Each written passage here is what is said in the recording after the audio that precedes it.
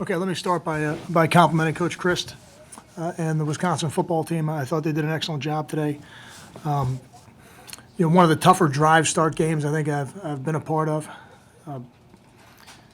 Really, the three categories that we look at, that we focus on every week, we didn't win any of them. So the drive start was a negative for us. The turnovers was really a wash, and the big plays was a negative for us. So we've got a lot of improving left to do. We've got a third of our season left. 2/3 done, 1/3 guaranteed to us, and a lot of football left to play. So I thought the effort was good. I think the players are playing hard. Even the defense to the very end in a game where we didn't put them in very many positive situations in terms of field position, even to the end was battling. So I'm proud of how they worked through the game.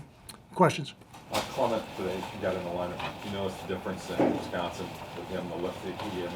Corey's one of the better running backs in the country. He's an excellent football player. So that didn't surprise me that he would be effective when he went in there. Kind of the same question I had last week. Just why so long to make a quarterback change when the offense was really struggling? Well, those are decisions that I have to make, and Chris is our starting quarterback, and we're trying to give him enough opportunities to learn through the game. And if the opportunity is there to give Hayden some experience, we'll do that, and we did it this week again like we did last week.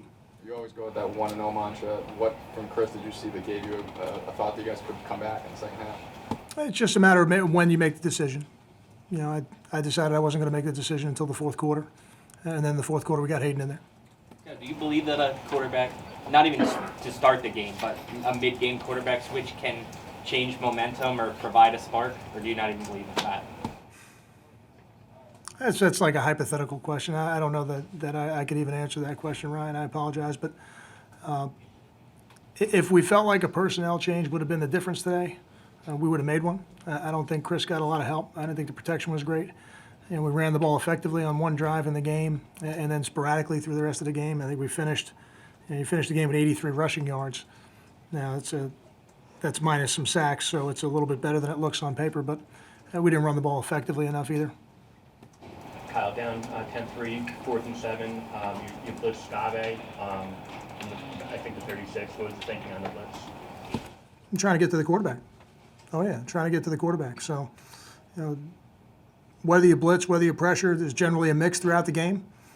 We decided we're going to blitz on that play. We wanted to get to the quarterback, but as you guys know, when you blitz, there's going to be some man coverage, and he did a nice job delivering the ball. You've played 3 different style offenses the last 3 weeks, and I think it's 149 points combined. Where do you go for answers? What does the defense need to do to get better? We go back to work. We go back to work.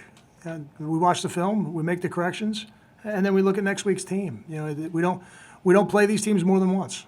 So the Wisconsin season is over for us right now. Now we got to put our eyes forward and get ready for next week.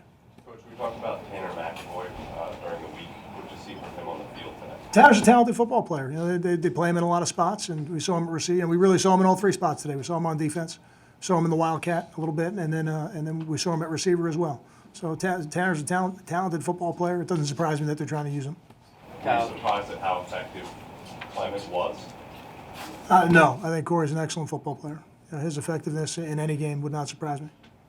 I think that's 4 straight games with a mishandled quarterback exchange. The level of concern for that, and is it the same thing happening over and over, or is it different problems? It's always a concern until I see it on film. I don't know that I can answer the second part of that, but generally it's one of 2 things: the ball doesn't come up, or the quarterback pulls out a little bit early. What do you have to say about the play of the secondary 2 picks, Lasson coming up with the 50-yard interception return, just the ability of the defense to make plays today? Yeah, one of the picks was Kwan, down there. The other one was Bless, and he returned it for a touchdown, which was good. Yeah, they're young players. There's a lot of freshmen running around that secondary, and it's exciting to see them make plays at times. And I really believe over time they'll be better for the experiences that they're getting right now. Kyle, after he was picked on most of the season, Austin comes up with that play. Do you think that builds his confidence moving forward for the rest of the year? Anytime you have success, that's the best way to build your confidence. It's really the only way. You can have success in practice. That's good. You'll gain some confidence from that. But anytime you have success in a game, that's certainly the best way to build confidence. Kyle, what was your message to the team? And at 3-5, is there concern that you might not go to a bowl game? You can't put your focus on that. Any focus you put on that is going to detract from what our job is, which is to do everything we can to be 1-0 next week. And that's what we're going to do. my message to the team was a little bit similar to what I said a couple seconds ago. You know, the Wisconsin season's over. You know, we don't get to play this game again. You know, we need to make the corrections. We need to look at the film. We need to evaluate everything. Everything. From the coaching to the playing, everything needs to be evaluated. But then you got to get ready for the next game, you know, because that clock's ticking. What went into the decision to not play Carew, and do you have any idea of what he might be like for next week? Yeah, medically he couldn't play. So he wasn't medically cleared to play. Any idea? Not right now. You played pretty much half the season with him and half the season without him. I know you can only play with who you have, but to a degree, are defenses attacking you differently? Does it make how much harder is the offense's job when he's not out there?